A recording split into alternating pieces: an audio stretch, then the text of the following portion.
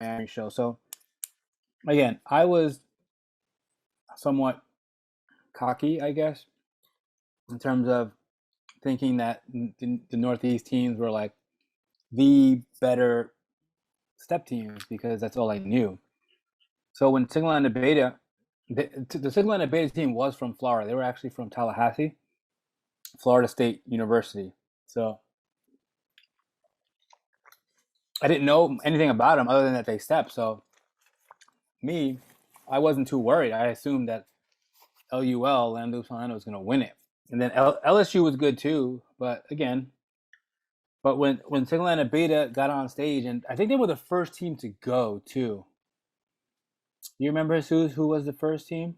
Yeah, it was. We used to do it in order of deposit. So if I think we had deposits at the time, but they LUL had put in their deposit first, so they went last. And anyway, but yeah, I think Got it. Sigma and Beta went first. Yeah, and when they went, they were very synchronized, very on point, and I was very impressed with them. You know, surprisingly. And then uh yeah, no, they were really good. But I still thought that I guess LUL could have won it, and then LSU, they weren't bad, but I don't remember them. I do remember SLB because I was just so surprised on their synchronization, their timing. It was really good.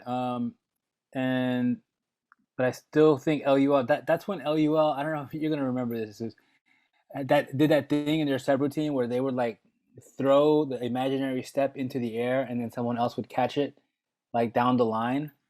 Do you remember Yeah, that? yeah, yeah. Great. No, That that was creative. Yeah. yeah, that I remember LUL doing that in that show, and I was like, wow, that was, and I think that was the first time I may have seen it. Right? Was that the first time they did it? I can't. I don't remember specifically, but it was. It was. They were introducing it that year for sure. So once our production of this podcast gets better, we'll actually show you videos of these performances that we're discussing. Yeah, so basically what LUL did was they were step like, all right, so it's like a line of six, let's just say, six guys. And then this guy here is stepping, and then in the, in the air he throws passes a step in the air to the other guy waiting for it. He catches the step and then continues the step. So it was pretty cool. I'm not describing it in the best way, but I was like, wow, that was amazing. All right, so we move on to the sororities, and we have SLG, Iota Alpha chapter, which I'm pretty sure they were from Florida State as well, or they're from Florida. And so, all right, so let's give props to Sigma Beta. Roberto Torres ends up being our main contact guy for SLB, and Roberto goes on to start a clothing company way later. Black in Denim, I believe, is the name of the brand. I'm not sure if they're still around. And then Sigma and the Gamma, wasn't it Arlene Bornstein that we became friends with because she was on the team? Right. Sigma and the Gamma, Florida State. Lambda Pi Upsilon made the trip with us to Florida. Mu Sigma Upsilon. So Mu Sigma Upsilon is interesting because I remember them having good teams at Rutgers, and I remember me and you back in the day going to record their shows, and their steps were really good. So I'm not sure what happened at Florida. I don't remember their show, but so the winner of this event ends up being Sigma and the Beta. To my grand surprise, they were stoked. I remember Sigma and the Beta. I remember like when they were announced, like those guys are doing high fives for days and like jumping in the air. Go ahead. Yeah, yeah. No, Rob Torres was at the helm of that team. They had great crowd attendance. There was a lot of betas and gammas in attendance, and I think that first show for us, that first competition, what we learned is that sometimes the crowd gets louder for certain teams, and then it makes the performance seem much better. From my recollection that day, LSU definitely like I'm not taking anything away from Sigma and Beta or LUL, but Lambda Sigma Upsilon with their machetes, like they came out and they did their thing, man. They turned Florida up, and their synchronization was and the level of complexity, I think, was the big difference for them. Like everything they were doing was higher level of complexity than SLB and LUL. So it was, I thought they should have won that day, but this is the beauty of the shows. It's just like everyone has a different kind of perspective, and we leave it in the judges' hands to kind of decide. Let's talk about the judges, actually, Jesus, because so that's another thing between Jesus and I. Jesus would handle the judging always because he's a very great numbers guy. He has a great memory for numbers and phone numbers, and he can remember dates and venue prices from 20 years ago and profit and loss statements. So he handled the judging because he was good with like averaging down the weighted cost averaging, blah blah blah. So do you remember how the judging worked back then? And Yeah, each team had to provide an alumni from their organization as a judge. Like the alumni didn't have to have any step experience, but they had to have been an alumni. That was the which one which judge. is probably a mistake. Looking back, like you should know something about stepping if you're going to judge it. Yeah, and we fixed that over time. But that first show, we were it was like alumni can judge. You just have to be a graduate, and we trust you. We thought that might get us, and that as we thought being a maturity would help with the decision factor, but no, the answer is no to that. Yeah, we went through so many evolutions of judging, but we'll get to those in future shows. But yeah, from the sorority side of this event, the big two that didn't place in this event, which means they didn't get a ticket to the national competition in July, were Omega Phi Beta and Chi Epsilon Sigma, and both teams were not very happy about that. I remember after the show, they both were very, um, you know, uh, suspect of the results of the judges. So, so they had to come back in Chicago, which we'll talk about ahead of this. But it was definitely an interesting competition, and even though we had maybe 7 or 8 teams, it wasn't a big competition, but we still had the right names, the right organizations involved, which was important to both of us, to make sure that we had the it teams, if you will, involved in our event and not in our competition. Yeah, something that now I'm remembering like that was a part of a real drag of doing these events was that when the winners were announced, the people that didn't win would always like just complain about cheating or someone did this or how could they win. It's like that's why, as Zeus knows, like I had very little patience for that. Like Zeus had a tremendous amount of patience, so so he was such an asset when it comes to like because I would just send teams to him. Like I would not deal with it. I didn't have time to deal with complaints. I was focused on let's make this show happen. Let's get the teams in this show. Let's get them on stage. Let's get them off stage. Let's talk about the money. Let's pay for this show. How are we paying for the show?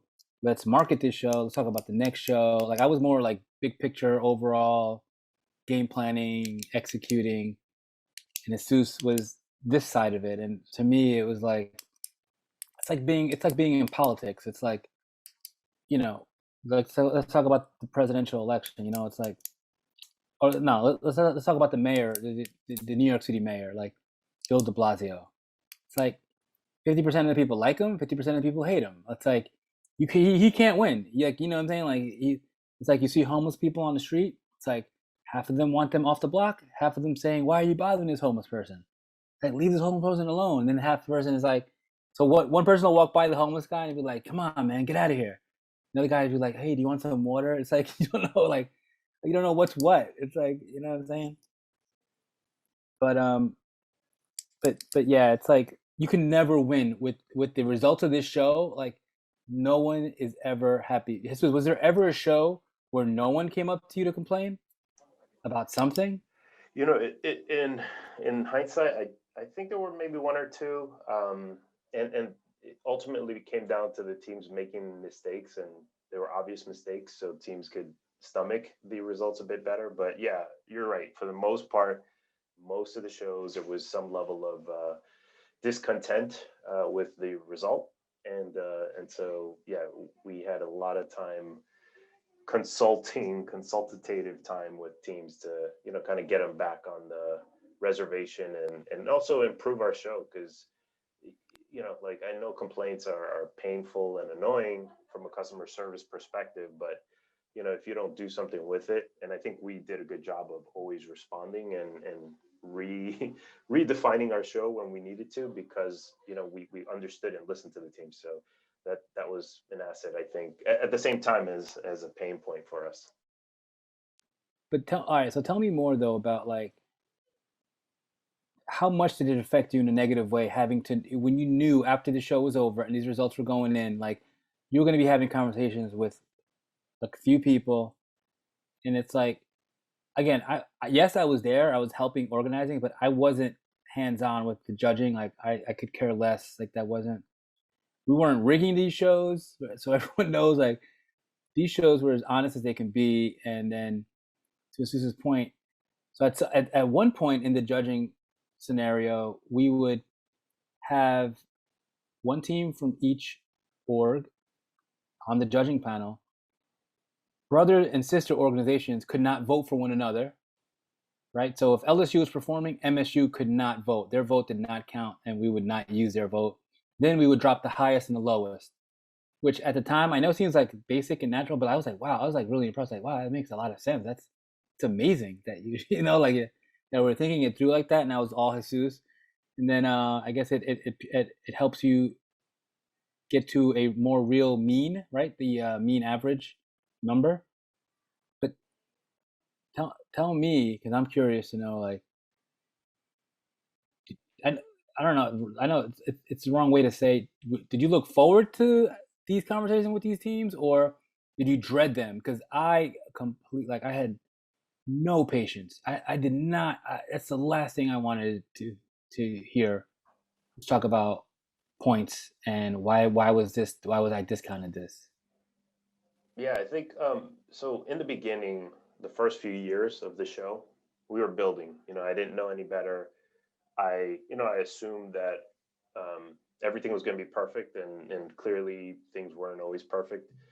And so the first few conversations I respected, because we were also getting our feet under us. We sucked in some ways, like we weren't perfect, and we worked to improve that. And I think the teams respected that about us. So, so the first few years were good, but then once we start making the changes that they advocated for, and then there's still complaints, like it's like at a certain point you got to stop blaming us, and start looking at a mirror sometimes. So I think that over the years, uh, teams got louder and louder, even though we were listening more and more. So so towards the end, I'll say I was more frustrated that there was still complaints about what we were doing, still anonymous posts about our judges and how we did things. And maybe that wasn't the teams, maybe those were competitors trying to, like, needle us, but I didn't look forward to negative conversations ever.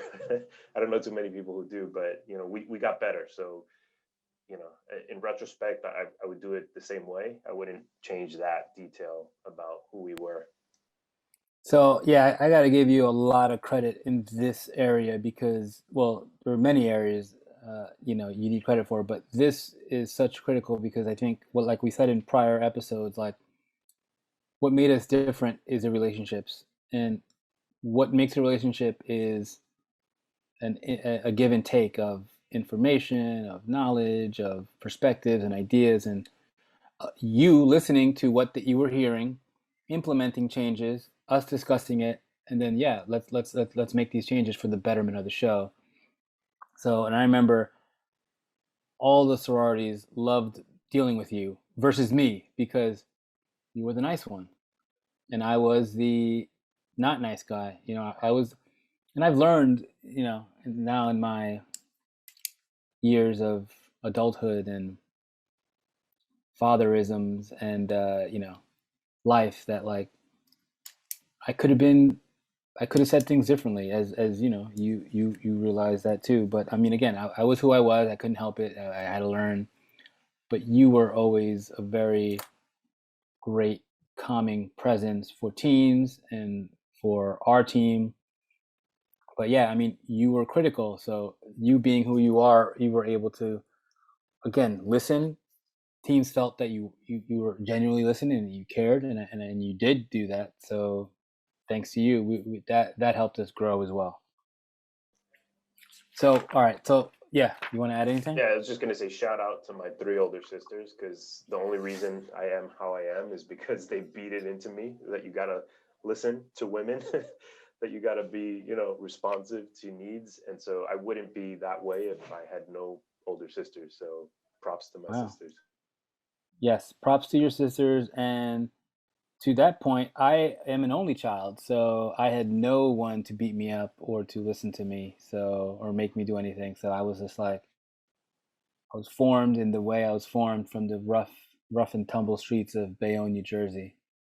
So anyway, the show's over. SLB takes first place. SLG takes first place, and now I'm remembering that like that was like the ultimate. That must have been the ultimate night for both of those teams because the hometown teams, brother and sister org, won this national step team. So they were on top of the world. They were number one, undefeated. They must have felt like, Mike Tyson in his prime. No one can beat me. I will eat your children. I will, uh, and yeah, so they win. We leave Miami. So financially, just as on a business side of it, the show looked good. I believe it looked good from like an audience standpoint, from like a venue. Like we actually sectioned off. The venue was so big that we had to put curtains and sectioned off some of the venue so that our audience can be in like closer to the stage. But overall, it was great. Urban, I'm pretty sure was happy with the results, and we move on. So then the next show we do is in Chicago, which is about 2 months later, and yeah. Before we jump into Chicago, it occurred to me that, so as Anthony mentioned, the show was a visible success, but it was a financial disaster for us. And one thing that came out of that is, within 2 weeks of the show taking place, we did a post-mortem, which was just a phone call between Anthony and myself. And we were like, what went wrong? How do we make sure that doesn't go wrong in Chicago? How do we make sure it doesn't go wrong in New York when we come back? And so the other thing that kind of came out of that conversation, and we don't give this, as founders of ideas, like we don't give this particular call as much credit as it probably deserves. But one of the things that Anthony was really big on was, how do we make money? Like, how do we make money going forward? Like, what else can we be doing to grow the revenue for the company? And that's where, he starts a brainstorm on that call that wasn't anticipated to be a brainstorm. It was just to figure out, how do we fix the future shows? And then we're throwing ideas at each other back and forth. And then Anthony says, what do you think about doing a stroll show? And I was just like, stroll show, what do you mean? I mean, we do step shows. What do you mean by stroll show? He's like, well, there's more Greek organizations that stroll than step, and it'll diversify what we're doing a bit. Let's start it in New York again. Let's see if there's leg. Let's see if it has any legs. I remember you saying that. And at that time, just to take us back, no one anywhere in my recollection, and even to this date, had done a stroll show. Like, Greeks were strolling. I'm not saying we invented strolling, but nobody had said, let's put a show together that's solely strolling. And so, Anthony, do you want to talk about kind of the idea, where it came from? How did it jump out, into your brain? Yeah, like you said, like the saying goes, necessity is the mother of invention. So after Miami, it was like you said, a superficially it looked like a great show. We did a huge venue. We're at the Madison Square Garden of Miami. We have these sponsors. We have these teams. We have enough money to fly people in, which is a big deal. Big deal. Having like a little college step team, someone telling, hey, we're going to pay you to come in, have a hotel room. It's a big deal. But financially, like Jesus said, like, yeah, we just, there were some unexpected expenses that like, we lost money on Miami. So we're like, yeah, we have to figure it out. Like, what can we do to make money? Like, can we sell more T-shirts? Can we sell more tapes? How many tapes can we sell? Can we sell 100 tapes a day? How fast can we record and mail things out? I remember we were selling VHS tapes. I remember sending a lot. Remember I was living in Georgia, and I remember having to go to the post office every so often to mail out uh, VHS tapes. Anyone listening that has a VHS tape that they can put on MP3 format, so we can show whatever clips you want us to show, so that we can show our listeners at some point in the future. That would be phenomenal. But yeah, so we're on a call and we're like, hey man, we're in trouble. We're in trouble. The ship is sinking. We have a few lifeboats. We have a few life jackets here. I'm not sure who's gonna make it. We need some ideas, man. Let's start talking revenue. And well, we got to do more shows. In my mind, I'm thinking we make some money on doing step shows. All right, what other shows can we do? And then yeah, strolling. I don't know why strolling came to my head, and I remember also thinking like me and you were talking through the format. Like, well, how do you do a stroll show? Like, how would this work? And then I remember like round robin tournaments, like basketball tournaments, like college tournaments, like you do brackets, and then like team A plays team B, and then the winner of that moves down to the next bracket, and then these are the other two brackets, and then this winner plays this winner, and then the winner of these two plays the next time, and I remember we talked it through, and then we ended up doing 3 rounds based on points, and then do you remember more of the pointage and Well, how can you talk to that? actually, no. The first one we did was crowd participation. It was solely we had the MC listening for who was louder in the crowd. That was it. Nothing else. That is true. And yeah, to Ant's credit, also, on that same phone call, once we figured out, all right, this is what we're going to do and when we're going to do it, we didn't want to compete with our big bread and butter event in July. So we put it in June, Puerto Rican Day Parade weekend. That was your thought, because a lot of Greeks were going to be in New York City at the time. And then on top of that, we started figuring out names, and you came up with Silk and Smooth. I don't even know where it came from. I remember you said it, and at first I didn't like it. I was just like, Silk and Smooth, but how are people going to know? And you're like, no, we're gonna. You took the dictator hat and said, no, we're going to call it Silk and Smooth, the stroll competition in New York City, and people are going to come. People love us, yada yada yada. So I closed my eyes because I had just kind of like done some damage to the company in Miami, and I figured, all right, let's trust in the guy who got us this far. So yeah, that's what I recall. That's very kind of you, those kind words. But I mean, again, this was a team effort. You and I both contributed, and the people that helped us along the way. But so in terms of so I always thought like let's try to work. I always liked the idea of piggybacking off external things that are happening, like teaming up with an organization during a convention, or why don't we do an event during another big event in the city, like the Puerto Rican Day Parade, which was huge. So the PR parade was always a big thing in New York, and I remember there were Greek events happening, but not like a. There were like every org had their own event happening during Greek parade, but there wasn't like a global Latino Greek event. So I thought, let's just do it that weekend, like the day before the parade. So parade's on Sunday always. I think it's the first Sunday in June every year. And then we said, so let's do it on Saturday, the day before the parade. And I'm sure everyone that's coming into New York for that weekend, we can maximize our audience. That's all I ever thought about, was just piggybacking, maximizing attendance. And we did our first Silk and Smooth stroll show at Alfred Lerner Hall Auditorium.